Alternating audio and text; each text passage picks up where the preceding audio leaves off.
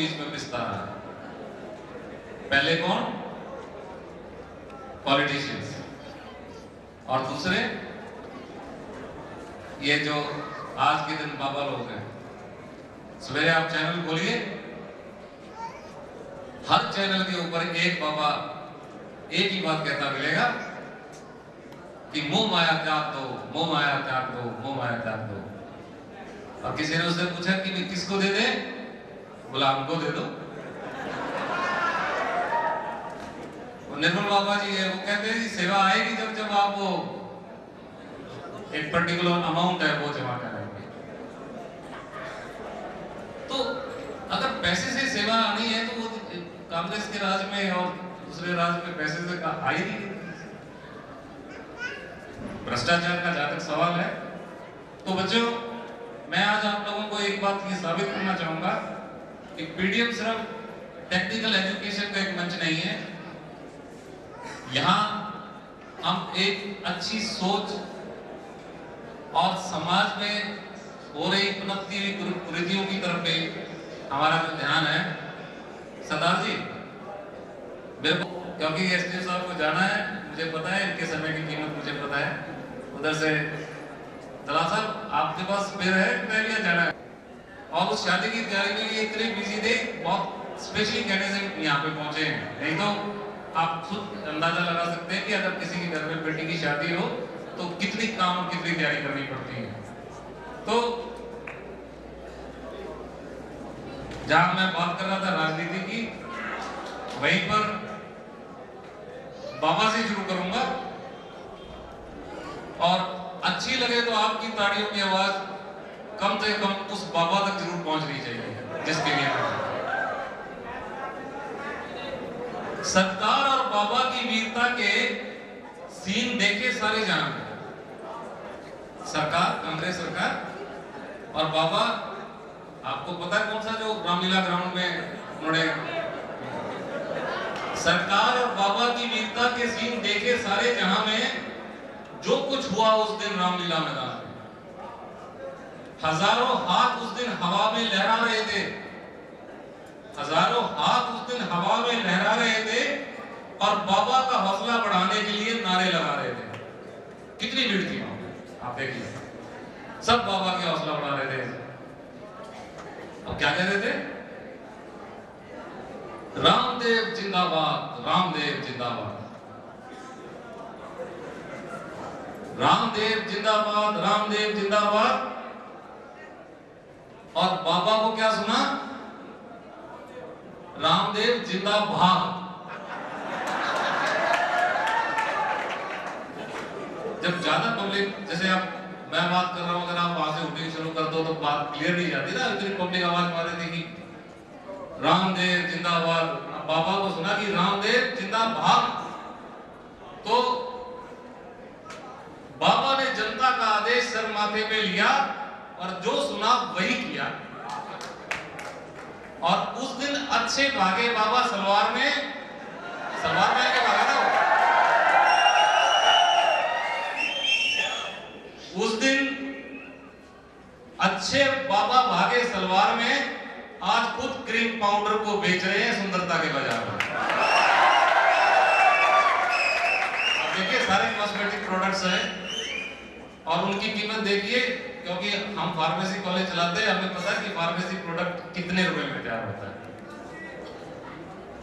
और उनके प्रोडक्ट की अगर हम कीमत देखें तो कंपैरिजन करें तो शायद मेरे ख्याल में 200% प्रॉफिट पे वो प्रोडक्ट बेचते हैं। और आज तो मुझे ये नहीं समझ में आया कि बाबा को पैसे की जरूरत था। और जब वो बाबा, मैं किसी व्यक्ति विशेष की उसमें दुश्मनी की बात नहीं कर रहा हूँ कि मुझे कोई शायद रामदेव से एलर्जी है, मुझे एलर्जी है कि बाबा के परिवेश में आकर जब लोग भ्रष्टाचार की बात करते हैं और अपनी 12,000 करोड़ की या 1200 करोड़ की या बाहर के देशों में जाके टापू लेते हैं, तो कहां समझ में आता है। तो ये तो बात हुई बाबा की। और आजकल कांग्रेसियों के साथ एक प्रॉब्लम हो रहा है, वो उनका प्रिय फल पता कौन सा है? प्रियफल, अन्नानास, अन्ना से बहुत डरा हुआ है, समझ में आएगी थोड़ी थोड़ी देर में।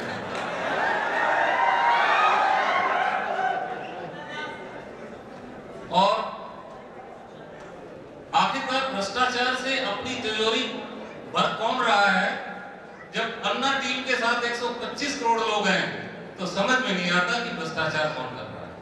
जब 125 करोड़ लोग उसकी टीम के साथ जुड़े हैं तो मुझे नहीं पता लग रहा कि भ्रष्टाचार कौन करता है। और बच्चों, अभी हम इलेक्शन होके हटे हैं, इलेक्शन के अंदर बहुत बहुत प्रलोभन आप लोगों ने देखे होंगे, किसी ने शराब, किसी ने पैसे, किसी ने कुछ। तो इसी से रिलेटेड एक 4 लाइन अगर अच्छी लगे तो आपको हौसला बढ़ाना। ग्राहक ने 500 का नोट दुकानदार की तरफ बढ़ाया, ग्राहक ने 500 का नोट दुकानदार की तरफ बढ़ाया, जांच परख कर दुकानदार ने नकली कहकर उसे लौटाया। ग्राहक ने कहा ये नोट मंत्री जी के पीए ने दिया है, बिल्कुल असली है और धांसू है। ग्राहक ने कहा कि नोट मंत्री जी के पीए ने दिया है, बिल्कुल असली है, धांसू है।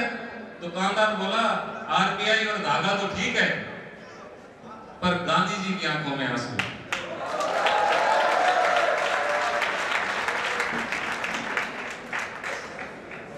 दुकानदार बोला आरबीआई और धागा तो बिल्कुल ठीक है, पर गांधी जी की आंखों में आंसू है। तुम ठीक कह रहे हो, प्रजातंत्र पे काले बादल घिर रहे हैं, ये नोट मुझे वोट के बदले में मिला था, इसीलिए शायद गांधी जी की आंखों से आंसू गिर रहे हैं। तो दोस्तों, आप हमारा फ्यूचर है। जो आप यूथ हैं, आपने इस देश के भविष्य का निर्माण करना है।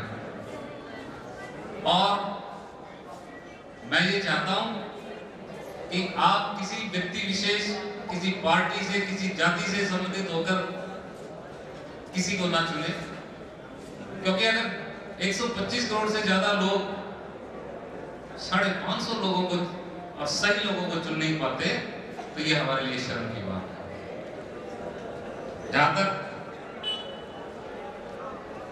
पॉलिटिशियंस की बात है, एक तो बात बड़ी अच्छी लगती है। किसी ने कहा था कि ना जाने कौन सा हादसा अखबारों में आ जाए, ना जाने कौन सा हादसा अखबारों में आ जाए, ना जाने कौन सा सिक्का बाजारों में आ जाए, चोर उचक्कों से भी दोस्ती कर लो यारों, ना जाने कौन सा कल सरकार में आ जाए। तो दोस्तों, अभी शादी की बात चल रही थी और आप लोग बहुत खुश हो रहे थे। लड़की की बात आई, डांस की बात आई, शादी की बात आई, तो मेरे ख्याल में शायद इससे ज्यादा आनंद आपको और किसी चीज में नहीं आता जब लड़कियों की बात आ जाए।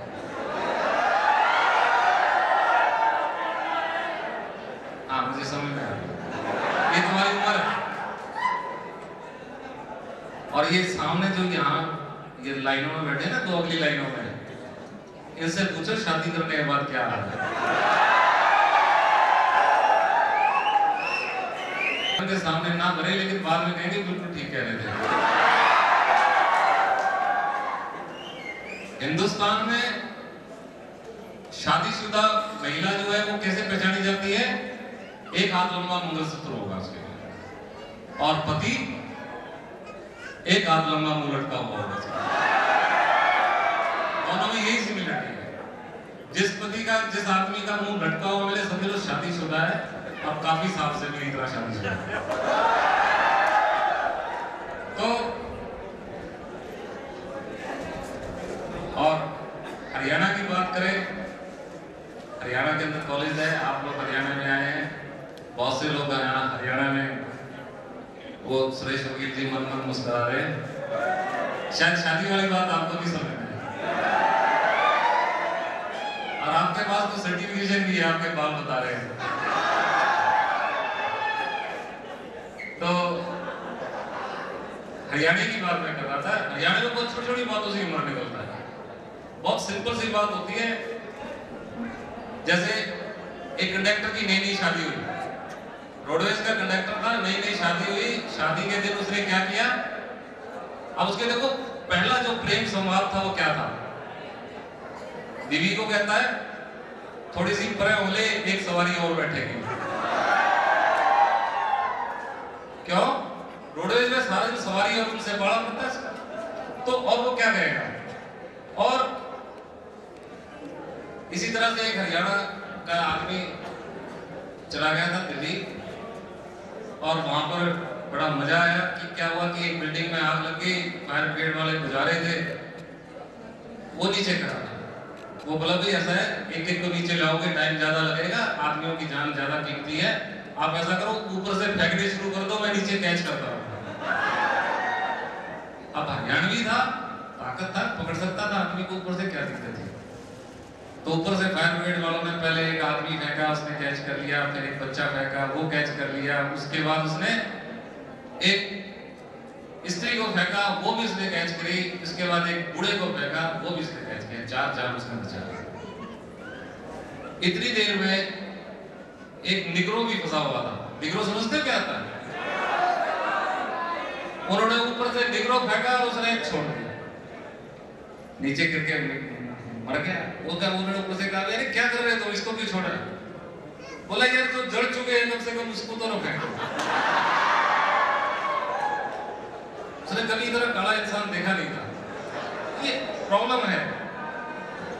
तो वैसे प्रोग्राम बहुत लंबा चलेगा, इसलिए बाकी बातें आपके साथ हम बाद में करेंगे, क्योंकि आप और हम तो यहीं पे बैठेंगे। अब मैं सिर्फ आप लोगों को एक बात जरूर कहना चाहूंगा कि बच्चों, आप लोग अपने माँ बाप से कितना प्यार करते हैं? उस दिन करते जिस दिन पैसे मिलते हैं या उससे पहले? क्योंकि मैं तो जहां तक समझता हूं कि पेरेंट्स आजकल एटीएम मशीन की तरफ काम करते हैं। जब पैसे चाहिए जब पेरेंट्स को कॉल करो, अदरवाइज उनको लगता है कि मैं तो अगर आप नहीं करते हैं तो मैं आपको सिर्फ 4 लाइनों से आपको आपके माँ बाप के बारे में याद दिलाना चाहूंगा कि उन लोगों ने कितना मुश्किल से अपने पैसों को, अपने पेट काट काट कर आप लोगों को यहाँ पढ़ने के लिए भेजा है। खुद हो सकता है कि इन्होंने अपनी जरूरतों को पूरा ना किया हो, लेकिन जो जो चीजें उनको जिंदगी में नहीं मिली, उन सभी खुशियों को देने की तो आप लोगों के लिए खुशी करते हैं। इसलिए बेटा ईमानदारी से आप अपने इस कोर्सेज को पूरा करें।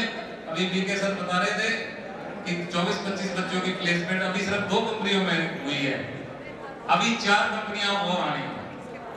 और मैं यकीन मानता हूं जो लोग ईमानदारी से पढ़ रहे हैं और जैसे हम पढ़ा रहे हैं उनको प्लेसमेंट करा के भेजूंगा, प्रोवाइडेड आप लोगों का रिजल्ट ठीक है।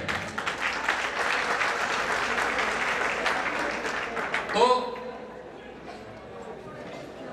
जो बात मैं पेरेंट्स के लिए कह रहा था वो समझ में आए तो आपकी ताड़ियां जरूर आनी चाहिए कि मां जब भी रोती थी,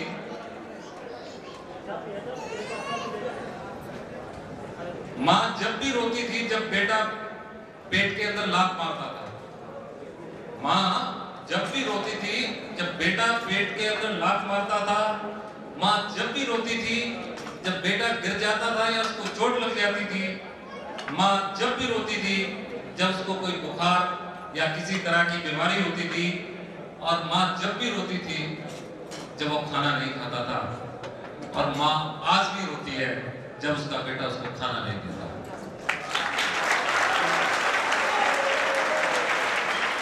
बच्चों,